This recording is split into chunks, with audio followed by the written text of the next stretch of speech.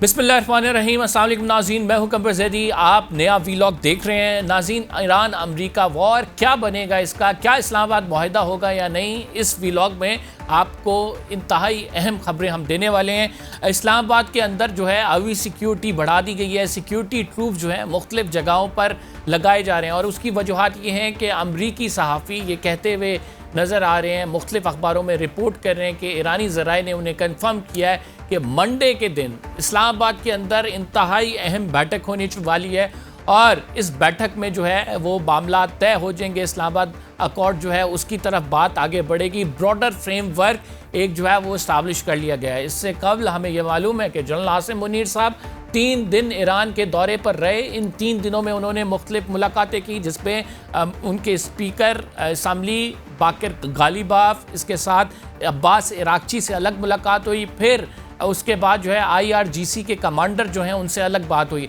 अब ईरान के अंदर भी मुख्तलिफ बातें और मुख्तलिफ सेंटिमेंट्स मौजूद हैं। एक जो ईरान के अंदर थॉट है वो ये कहा जाता है उनके बारे में कि वो अमेरिका को ये तसव्वुर करते हैं कि अमेरिका अभी जंग बंदी कर देगा, लेकिन कुछ अरसे बाद फुली प्रिपेयर्ड होकर दोबारा से ईरान पर हमला करेगा। इस वजह से वो ये चाहते हैं कि चूंकि ये अब जंग चल रही थी, इसको कंटिन्यू रखा जाए और ईरान प्रेशर बनाए रखे स्ट्रेट ऑफ हॉर्मज़ के ज़रिए। दूसरा स्कूल ऑफ थॉट है, जो दूसरे लोग हैं वो ये कहते हैं कि हमें राइट नाउ हम जंग जीत चुके हैं और ये सबसे बेस्ट है कि हम यहाँ पर इसे ख़त्म कर दें। दुनिया हमारी मोतरफ हो रही है और इस जंग जीतने के बाद जो है वो इसके नतीजे में ईरान जो है वो इकनॉमिक सेंक्शंस की बात करे, फ्रोजन एसेट्स की बात करे और उसके नतीजे में एक इकॉनमी की आपकी बहाली आए।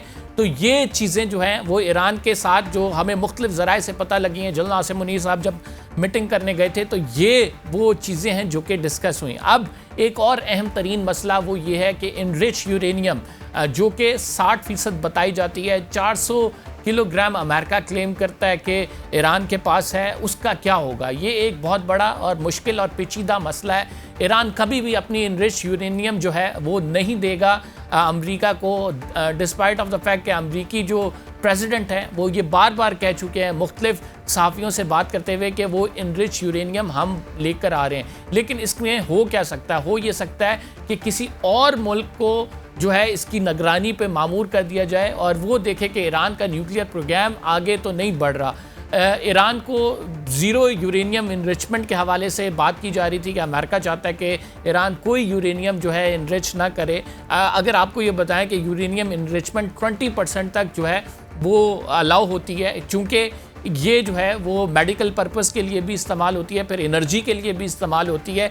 लेकिन चूंकि अब अमेरिका को ये खदशा है कि ईरान न्यूक्लियर हथियार बना लेगा, वो तकरीबन 25 से 30 एटॉमिक बम बनाने की सलाहियत रखता है, तो इस वजह से वो ये चाह रहे हैं कि इस नुक्ते पर जो है ईरान को बाउंड करें। अब ये एक नुक्ता जो मेजर डिफरेंस बना हुआ है दोनों ममालिक के दरमियान, इसको जो है इस ब्रिज को इस गैप को ब्रिज करने की कोशिश की जा रही है और जनरल आसिम मुनीर साहब इसीलिए जो है वो ईरान के दौरे पर थे।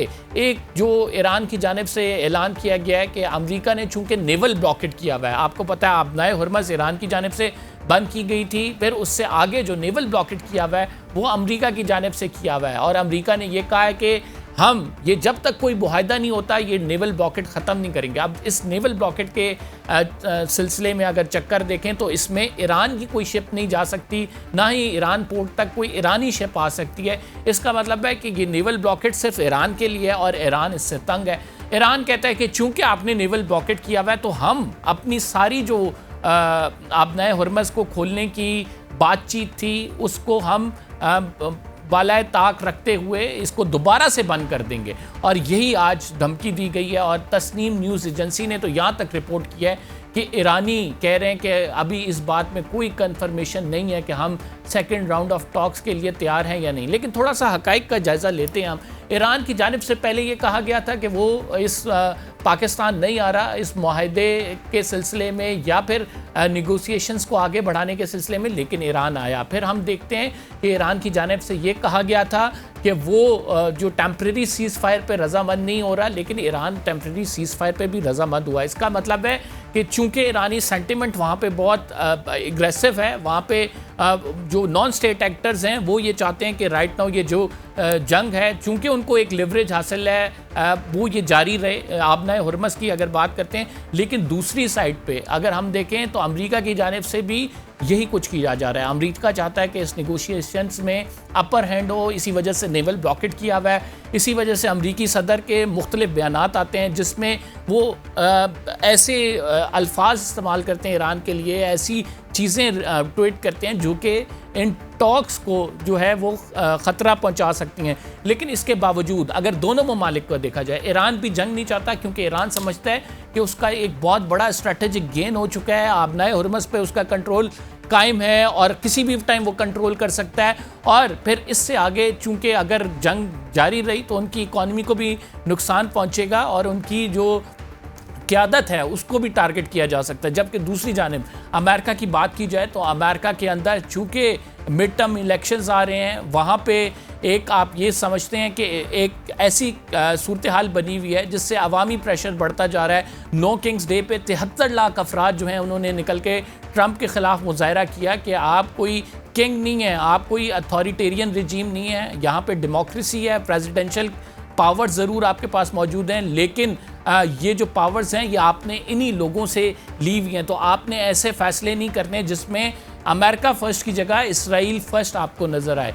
तीसरी जो इम्पॉर्टेंट चीज़ है, यानी अमेरिका के अंदर चूँकि महंगाई बढ़ रही है और सदर ट्रंप के मिड टर्म इलेक्शन आ रहे हैं तो वो भी नहीं चाहता वॉर। तो हमने ये देखा कि दोनों के दरमियान जब से फर्स्ट राउंड हुआ तो किसी ने भी बड़ा कोई अटैक नहीं हुआ एक्सेप्ट इसराइल। और उसकी वजह यह है कि इसराइल हमेशा से स्पॉइलर का किरदार अदा करता रहा है। इसराइल के एक्सपेंशनिस्ट रिजीम चाहता है, वो अपनी उसके मकासद और हैं, इस वजह से वो जो ऑब्जेक्टिव्स हैं वो ये समझता है कि उन्होंने काफ़ी हद तक ईरान का नुकसान तो पहुँचाया है, लेकिन चूँकि उनके अज़ाइम इससे बढ़ के हैं तो इस वजह से वो इसमें एक स्पॉइलर का किरदार अदा कर रहे हैं और वो ये किरदार अदा करते रहेंगे।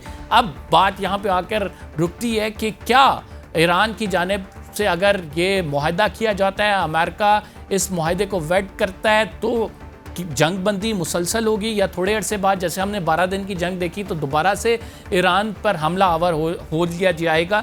तो इसका जवाब बड़ा कॉम्प्लेक्स है। उसकी वजूहात ये हैं कि आने वाली डेवलपमेंट्स इससे कबल, चल इन मुआहदों को देख लेते हैं, इससे कबल जो मुआहदे हुए हैं उसमें अमेरिका की जानिब से जैसे 2015 की बात करें, JCPOA का मुआहदा जो हुआ 2018 में यूनिलैटरली अमेरिका निकल गया। और अब जो अमेरिका के साथ कोई भी मुआहदा होता है उसमें चूंकि पाकिस्तान सालिस है, पाकिस्तान की भरपूर कोशिश है कि दोबारा ये हमला आवर ना हो, ये जंगबंदी मुसलसल तौर पे हो, लेकिन ऐसी कोई गारंटी कोई भी नहीं दे सकता कि जिसमें कोई ऐसे हालात बन जाएं जिसमें ईरान और अमेरिका का दोबारा से लड़ाई शुरू हो जाए। तो it's a very complex process, but as of now जो सूरत हाल ये लग रही है कि दोनों के लिए जंग जो है मुश्किल हो जाएगी। इस वजह से पाकिस्तान ने अपना रोल प्ले किया है और ये एक्सपेक्ट किया जा रहा है कि ये जो स्टेटमेंट्स दोनों साइड से आप देख रहे हैं, इसके बावजूद जो है ये दोनों साइड्स बैठेंगी, किसी ना किसी मामले पर ये नतीजा खेज़ होगा और इस्लामाबाद टॉक्स जो हैं वो कामयाब हो जाएंगी। तो इसका मतलब है कि इस्लामाबाद मुआहदे के लिए दोनों फरीक तैयार हैं, दोनों फरीक रजामंद हैं और इस्लामाबाद मुआहदा अगर हो जाता है तो it will be a historic fun. ऐसी जंग रुक जाएगी जिससे आलमी जंग बनने का जिसका ख़दशा मौजूद था, और इस सब में जो जीत है वो दुनिया की होगी, लेकिन पाकिस्तान की एक रीब्रांडिंग हो जाएगी। पाकिस्तान जिसको डू मोर कहा जाता था, जिसको टेररिज्म से लिंक किया जाता था, समझा जाता था कि पाकिस्तान एक ऐसी जगह है जहाँ पर टेररिस्ट को जो है सेफ पनागाहें दी गई हैं, अब इससे निकल कर हम एक पीस मीडिएटर, पीस निगोशिएटर और एक ऐसे सालिस के तौर पर सामने उभरे हैं जिससे पाकिस्तान का तशख़्ख़ुस भी बेहतर हुआ है और पूरी दुनिया पाकिस्तान की मोतरफ भी हो रही है।